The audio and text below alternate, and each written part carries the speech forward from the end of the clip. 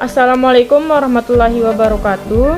Perkenalkan, nama saya Diska Nur Fadila dengan NIM 231001034. Perkenalkan, nama saya Kemas Saroni dengan NIM 231001034. Perkenalkan, nama saya Ramdan Saputra, NIM 2311044. Dan Perkenalkan, nama saya Indah Fikri Anum dengan NIM 2311035.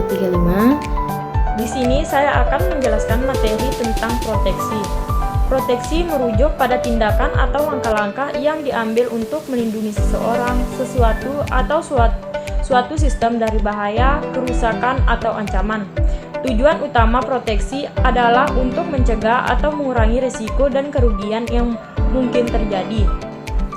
Proteksi dapat diterapkan dalam berbagai konteks, termasuk keamanan fisik, keamanan siber, keamanan pribadi, perlindungan hak asasi manusia, dan banyak lagi. Pembahasan domain proteksi. Domain proteksi merujuk pada sebagai bidang atau area di mana proteksi diterapkan untuk melindungi individu, kelompok, atau sistem dari risiko dan ancaman yang spesifik. Berikut adalah beberapa contoh domain proteksi yang umum. Proteksi lingkungan. 2. Proteksi kesehatan. 3. Proteksi data dan privasi. 4. Proteksi keamanan pribadi. Domain proteksi keamanan.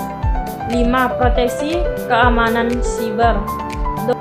Antivirus adalah perangkat yang dirancang untuk mendeteksi, mencegah, dan menghapus program jahat atau malware dari komputer atau perangkat lainnya. Tujuan antivirus adalah melindungi sistem komputer dari ancaman keamanan virus, bom, trojan, falseware, spyware, dan adware. Berikut adalah poin penting untuk perlu diperhatikan dalam penjelasan antivirus. Pertama, deteksi dan pencegahan. Antivirus bekerja dengan cara mendeteksi dan mencegah program jahat masuk ke dalam komputer. Ini dilakukan dengan membandingkan tanda-tanda karakteristik program jahat dan database definisi virus yang diperbarui secara struktur. Yang kedua, database definisi virus. Antivirus menggunakan database definisi virus yang memberikan informasi tentang tanda-tanda karakteristik program jahat. Ketiga, pemindaian sistem. Antivirus melakukan pemindaian sistem secara struktur untuk mencari program jahat yang mungkin ada di dalam. Pemindaian dapat dilakukan secara manual oleh pengguna atau secara otomatis. Yang keempat, karantina dan penghapusan. Jika antivirus menemukan program jahat, itu akan mengisolasi dan memindahkan ke karantina untuk mencegah penyebaran lebih lanjut. Penggunaan dapat memeriksa, memutuskan apakah ingin menghapus file yang terinfeksi. Untuk poin-poin ini memberikan gambaran umum tentang antivirus dan fungsinya dalam melindungi sistem komputer dari ancaman keamanan. Namun, penting untuk diingatkan bahwa tidak ada solusi keamanan tunggal yang dapat memberikan perlindungan sempurna. Kombinasi berbagai tindakan keamanan dan kesetaraan pengguna dalam kunci untuk menjaga sistem keamanan.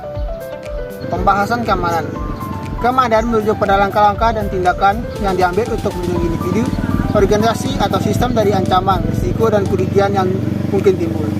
Tujuan utama keamanan menjaga integritas, kerahasiaan, dan ketersediaan informasi, melindungi aset fisik, mencegah kerugian finansial, dan menjaga keselamatan individu.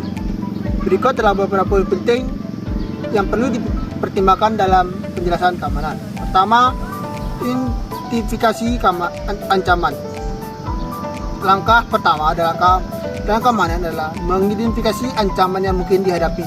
Ini dapat mencakup ancaman fisik seperti pencurian, kebakaran, atau serangan teroris, serta ancaman digital seperti serangan cyber, malware, atau pencurian data. Evaluasi risiko. Setelah ancaman diidentifikasi, risiko yang terkait dengan ancaman tersebut dievaluasi. Ini melibatkan penilaian terhadap kemungkinan terjadinya ancaman dan dampak yang mungkin ditimbulkan jika ancaman tersebut terjadi. Evaluasi risiko membantu dalam menentukan prioritas dan langkah-langkah yang perlu diambil untuk mengurangi risiko. Perlindungan fisik. Keamanan fisik melibatkan tindakan untuk melindungi aset fisik seperti bangunan, peralatan, dan inventaris dari kerusakan, pencurian, atau akses yang tidak sah. Ini meliputi penggunaan keamanan seperti kunci, kamera pengawas, alarm, penghalang fisik seperti pagar dan pintu yang terkunci. Keamanan informasi. Keamanan informasi melibatkan tindakan untuk melindungi integritas, kerahasiaan, dan ketersediaan informasi. Ini melibatkan penggunaan kebijakan dan prosedur keamanan, enkripsi data, penggunaan kata sandi yang kuat, pengendalian akses, dan perlindungan terhadap serangan siber seperti malware dan pencurian data. Keamanan jaringan. Keamanan jaringan melibatkan tindakan untuk melindungi jaringan komputer dan sistem dari serangan cyber. Ini melibatkan penggunaan firewall, deteksi intrusi, enkripsi data, pemantauan lalu lintas jaringan, dan pembaruan perangkat lunak yang teratur untuk mengatasi kerentanan keamanan. Kamu? Dan di sini saya akan membahas tentang pembahasan problem keamanan. Problem keamanan merujuk pada masalah atau tantangan yang terkait dengan melindungi individu, organisasi, sistem dari ancaman, risiko, atau kerugian yang mungkin timbul. Beberapa masalah keamanan yang umum dihadapi termasuk 1. Keamanan fisik. Keamanan fisik mencakup pencurian, kebakaran, serangan teroris, atau kekerasan fisik. Masalah keamanan ini membutuhkan langkah-langkah seperti penggunaan sistem keamanan, pengawasan, dan pelatihan karyawan untuk menghadapi situasi darurat. 2. Serangan siber. Serangan siber melibatkan ancaman terhadap sistem komputer, jaringan. Ini dapat mencakup masalah malware, serang pencurian data, atau hacking. Masalah keamanan ini membutuhkan penggunaan firewall, enkripsi data, pembaruan perangkat lunak yang teratur, dan kesadaran tentang praktik keamanan siber. 3. Pencurian identitas. Pencurian identitas terjadi ketika seseorang mencuri informasi pribadi seseorang untuk tujuan menipu atau kejahatan lainnya. Masalah keamanan ini membutuhkan penggunaan kerasan yang kuat, enkripsi data, dan kesadaran tentang praktik keamanan online. 4. Keamanan jaringan. Keamanan jaringan melibatkan melindungi jaringan komputer dan sistem dari serangan siber. Masalah keamanan ini termasuk kerentangan keamanan dalam perangkat kelas dan perangkat lunak. Solusi keamanan jaringan melibatkan penggunaan firewall, deteksi intrusi, dan pemantauan lalu lintas jaringan. Pembahasan ancaman. Ancaman menunjuk pada kemungkinan terjadi peristiwa atau kejadian yang dapat menyebabkan kerugian, bahaya, atau gangguan terhadap individu, organisasi, atau sistem. Ancaman dapat berasal dari berbagai sumber dan memiliki berbagai bentuk. Berikut adalah beberapa contoh umum dari ancaman. 1. Ancaman fisik. Ancaman fisik melibatkan kemungkinan terjadi kekerasan fisik, serangan teroris, pencurian, atau kekerasan fisik terhadap individu atau properti. Ancaman fisik dapat mengancam keselamatan dan keamanan individu atau kelompok. 2. Ancaman sosial. Ancaman sosial melibatkan kemungkinan terjadi kekerasan, pelecehan, diskriminasi, atau intimidasi oleh individu atau kelompok terhadap individu atau kelompok lainnya. Ancaman sosial dapat mengancam kesejahteraan dan kehidupan masyarakat sosial. 3. Ancaman lingkungan. Ancaman lingkungan melibatkan kemungkinan terjadi bencana alam seperti gempa bumi, banjir, kebakaran hutan, atau badai. Ancaman lingkungan dapat menyebabkan kerusakan fisik, kerugian ekonomi, bahkan kehilangan nyawa. 4. Ancaman keamanan siber.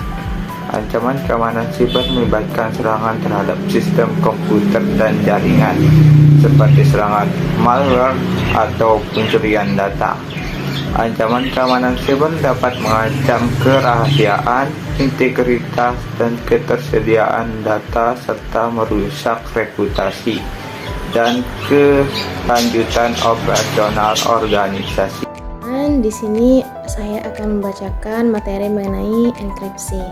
Nah, enkripsi itu sendiri adalah proses mengubah atau menyandikan informasi agar tidak dapat dibaca atau dimengerti oleh pihak yang tidak berwenang. Tujuan utama dari enkripsi adalah menjaga kerahasiaan data dan keamanan data saat data tersebut berpindah atau disimpan di tempat yang lain, di suatu tempat, ya. Nah, jadi di sini tuh ada dua jenis enkripsi yang digunakan. Saya akan jelaskan secara ringkas. Yang pertama itu enkripsi simetris. Nah, dalam enkripsi simetris ini kunci yang sama digunakan untuk melakukan enkripsi dan dekripsi data pengirim. Yang kedua, enkripsi asimetris. Dalam enkripsi asimetris terdapat dua kunci yang berbeda, yaitu kunci publik dan kunci pribadi, yang dimana kunci publik ini digunakan untuk enkripsi data, sedangkan kunci pribadi digunakan untuk dekripsi data. Ini kita akan bahas keuntungan utama dari enkripsi. Jadi keuntungannya itu ada lumayan banyak ya. Yang pertama itu kerahasiaan data. Jadi yang kedua keamanan data. Jadi yang ketiga keaslian data. Yang terakhir perlindungan privasi. Jadi kesimpulan dari berbagai penjelasan yang dijelaskan oleh saya maupun teman-teman saya di atas sebelumnya, maksudnya kesimpulan secara keseluruhannya, proteksi dan keamanan adalah aspek penting dalam menjaga keamanan dan integrasi aset, informasi dan individu. Dalam dunia yang semakin terhubung dan kompleks ini, perlindungan dan keamanan yang efektif menjadi semakin penting untuk mencegah kerugian dan melindungi kepentingan yang berharga. Mungkin sekian saja penjelasan dari kelompok kami. Saya mewakili teman-teman saya. Mohon maaf apabila ada kesalahan dari penjelasan kami. Kami sangat membutuhkan koreksinya. Sekian, wassalamualaikum warahmatullahi wabarakatuh.